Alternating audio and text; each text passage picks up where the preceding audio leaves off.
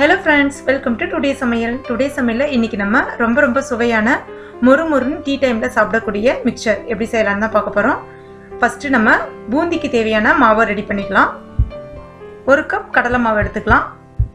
1/4 cup அளவுக்கு அரிசி மாவு எடுத்துக்கலாம். அரிசி மாவு நான் வீட்ல இருக்கக்கூடிய பச்சரிசி மாவு தான் எடுத்துர்க்கேன். இடியாப்ப மாவு கூட நீங்க பயன்படுத்திக்கலாம். அதுக்கு அடுத்ததா ஒரு 1/2 டீஸ்பூன் மிளகாய் பொடி, ஒரு 1/4 டீஸ்பூன் பெருங்காய பொடி, அப்புறம் இதுக்கு தேவையான அளவுக்கு உப்பு. இப்போ எல்லாத்தையும் நல்லா மிக்ஸ் பண்ணிடலாம். அதுக்கு அடுத்தது கொஞ்சமா தண்ணி விட்டுட்டு பிசைய ஆரம்பிச்சிருங்க. பிசையும் பொழுது பார்த்தீங்கன்னா உங்களுக்கு அதில் அந்த லம்ஸ், அதாவது அந்த கெட்டித்தன்மை இல்லாமல் பிசைஞ்சு எடுத்துக்கங்க. இந்த கன்சிஸ்டன்சிக்கு எடுத்துக்கங்க. இப்போ நம்மளுடைய பூந்தி மாவு ரெடி ஆயிடுச்சு. இதை நம்ம எட்ட வச்சிடலாம். அடுத்துதான் ஓமப்பொடிக்கு ரெடி பண்ணிக்கலாம். 1 கப் அளவுக்கு கடலை மாவு எடுத்திருக்கேன். 1/4 கப் அளவுக்கு அரிசி மாவு, அதே பச்சரிசி மாவு தான் சேர்க்குறேன். அதுக்கு அடுத்ததான் ஒரு 1/2 டீஸ்பூன் உப்பு, அப்புறம் கொஞ்சமாக பெருங்காய பொடி, அப்புறம் ஒரு 1/4 டீஸ்பூன் மஞ்சள் பொடி. அதுக்கப்புறம் எண்ணெய் வந்து இதை போகிறதுக்காக சூடு பண்ணி வச்சுருக்கேன். அந்த எண்ணெயை 1 டேபிள் ஸ்பூன் அளவுக்கு நான் இது கூட சேர்த்துக்கிறேன். இப்போ இது எல்லாத்தையுமே மறுபடியும் நம்ம மிக்ஸ் பண்ணி விட்டுடலாம். இப்போ கொஞ்சமாக தண்ணி தெளிச்சுட்டு சப்பாத்தி மாவு பதத்துக்கு இல்லாமல் அதை விட கொஞ்சம் தண்ணியாக இருக்கிற மாதிரி பிசைஞ்சு எடுத்துக்கங்க. ஏன்னா சப்பாத்தி மாவு பதத்துக்கு நம்ம பிசையும் போது பார்த்தீங்கன்னா அவங்களுக்கு அந்த இடியாப்ப அச்சில் வந்து பிழியறதுக்கு ரொம்ப கஷ்டமாக இருக்கும், டைட்டாக இருக்கும்.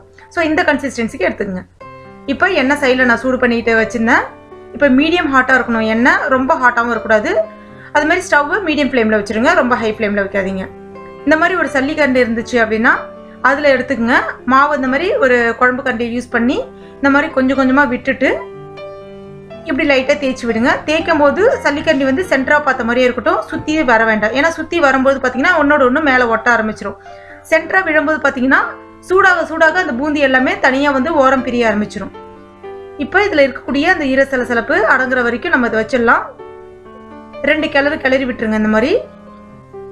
இப்போ சூப்பரான பூந்தி ரெடி ஆயிடுச்சு. இதை நம்ம எடுத்துடலாம். ஈரசலசலப்பு கம்ப்ளீட்டாக அடங்கிடுச்சு. அடுத்துதான் ஓமப்பொடி போட்டுடலாம். நம்ம இடியாப்ப அச்சில் தான் ஓமப்பொடி பிழியணும். மாவு வந்து இதில் ஃபில் பண்ணிக்கலாம். ஃபில் பண்ணிவிட்டு அதே எண்ணெயில் ஒரு 3லேருந்து ஒரு 4 ரவுண்டு வாங்க, அதிகமாக விடாதீங்க. அந்த மாதிரி ஓமப்பொடி போடும்போது மீடியம் ஃப்ளேமில் வச்சுருங்க ஸ்டவ்வை. ஜஸ்ட் 1 நிமிஷம் தான் ஆகும் அது வேகிறதுக்கு. அடியில் 1 நிமிஷம் ஆயிடுச்சு. இப்போ நம்ம இதை திருப்பி விட்டுடலாம். மறுபடியும் இது வேகிறதுக்கு 1 நிமிஷம் தான் ஆகும். இப்போ பார்த்தீங்கன்னா அதில் இருக்கக்கூடிய அந்த ஈரசலசலப்பு எல்லாமே அடங்கிடுச்சு. நம்ம இதை எடுத்துடலாம்.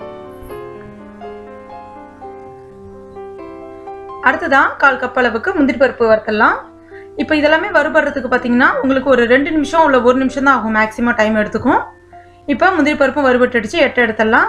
அடுத்ததான் அதே 1/4 கப் அளவுக்கு நம்ம வேர்க்கடலையும் சேர்த்துக்கலாம். இப்போ வேர்க்கடலையும் உங்களுக்கு வறுபட்டுடுச்சு, எடுத்துடலாம். அடுத்ததான் உடச்சக்கடலை, அதாவது பொட்டுக்கடலையும் சேர்த்துக்கலாம். பொட்டுக்கடலையும் நல்லா பின்னாடி கிளறி விடுங்க. இப்போ பொட்டுக்கடலையும் நல்லா ஃப்ரை ஆகி வந்துடுச்சு. இதையும் நம்ம இப்போ எடுத்துடலாம். அடுத்ததா 1/4 கப்புக்கும் குறைவாக அவல் எடுத்துக்கலாம். இப்போ அவள் நம்ம வந்து பொரிக்க ஆரம்பிச்சிடலாம். அவள் போட்டோன்னே வந்து பொரிஞ்சிடும். அதனால ஃப்ளேமை வந்து கம்ப்ளீட்டாக வந்து சிம்மில் வச்சுருங்க. ஃபுல்லாகவே லோவை வச்சுட்டு ஃப்ரை பண்ணுங்கள். இப்போ அவளும் பொரிஞ்சிடுச்சு. நம்ம எடுத்துடலாம். அதுக்கு அடுத்ததாக பொரி வந்து ஆப்ஷனல் தான். பொரி சேர்த்திங்கன்னா இன்னும் நல்ல டேஸ்ட்டு கொடுக்கும். பொரி வந்து நம்ம அப்படியே போட்டு வந்து ஃப்ரை பண்ணிங்கன்னா பட்டுன்னு தீஞ்சிரும். அதனால இதே மாதிரி கரண்டிலே வச்சு ஃப்ரை பண்ணிவிடுங்க. அடுத்ததாக பொரி எப்படி ஃப்ரை பண்ணாமோ அதே மாதிரியே கருவேப்பிலை இலைகளும் அதே மாதிரி வந்து ஃப்ளேமஸ் ஃபுல்லாக கம்ப்ளீட்டாக சிம்மில் வச்சுட்டு இந்த மாதிரி ஃப்ரை பண்ணிக்கலாம். இது கூட இன்னும் உங்களுக்கு டேஸ்ட்டுக்கு வேணும்னா நீங்கள் கார்ன்ஃப்ளெக்ஸ் இருக்கு இல்லையா, அதையும் வந்து பொரிச்சிங்கன்னா இன்னும் ரொம்ப டேஸ்ட்டு கொடுக்கும். இப்போ நம்ம எல்லாமே ரெடி பண்ணியாச்சு. இப்போ நம்ம எல்லாத்தையும் வந்து மிக்ஸ் பண்ண ஆரம்பிச்சிடலாம். இப்போ ஓமப்பொடியை நல்லா நொறுக்கி விட்டுக்கலாம். ரொம்ப பொடியாக நொறுக்கி விட்டுறாதீங்க. ஓரளவுக்கு ஒரு என்ன சொல்கிறது, ஒரு 1/4 இன்ச் அளவுக்கு பார்த்து நொறுக்கி விட்டுருங்க. இப்போ இந்த மாதிரி ஒரு பாத்திரம் ஒன்று எடுத்துக்கலாம். அதில் நம்ம ஏற்கனவே ரெடி பண்ணி வச்சுருக்க ஓமப்பொடியும் சேர்த்துக்கலாம்.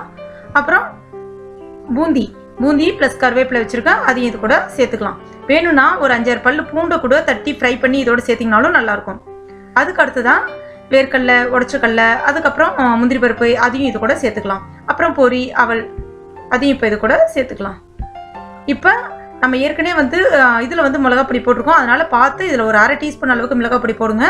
அப்புறம் ஒரு 1/2 டீஸ்பூன் உப்பு ஜாஸ்தி போட்டுறாதீங்க, கொஞ்சம் பார்த்து போடுங்க. ஏன்னா ஏற்கனவே மற்றதுக்கு போட்டிருக்கோம். இப்போ இது எல்லாத்தையுமே நம்ம ஒன்றோட ஒன்று மிக்ஸ் பண்ணுறதுக்காக இந்த மாதிரி குலுக்கி விட்டுடலாம். இப்போ எல்லாமே ஒன்றோட ஒன்று சூப்பராக மிக்ஸ் ஆகி வந்துடுச்சு. நம்மளுடைய டேஸ்டியான மொறுமொறு tea time snacks mixture ready ஆயிடுச்சு. ரொம்ப ரொம்ப சுவையாக இருக்கும். இது நீங்கள் ஒரு கவரில் போட்டு அதுக்கப்புறம் ஒரு ஏர்டைட் கண்டெய்னரில் ஸ்டோர் பண்ணி வச்சிங்கன்னா உங்களுக்கு கொஞ்சம் கூட நமுத்து போகவே போகாது. அவ்வளோ அருமையாக இருக்கும். ஈவினிங் டைமாக குழந்தைங்களுக்கு கொடுத்தீங்கன்னா ரொம்ப ஹெல்த்தியும் கூட, குழந்தைங்களும் விரும்பி சாப்பிடுவாங்க.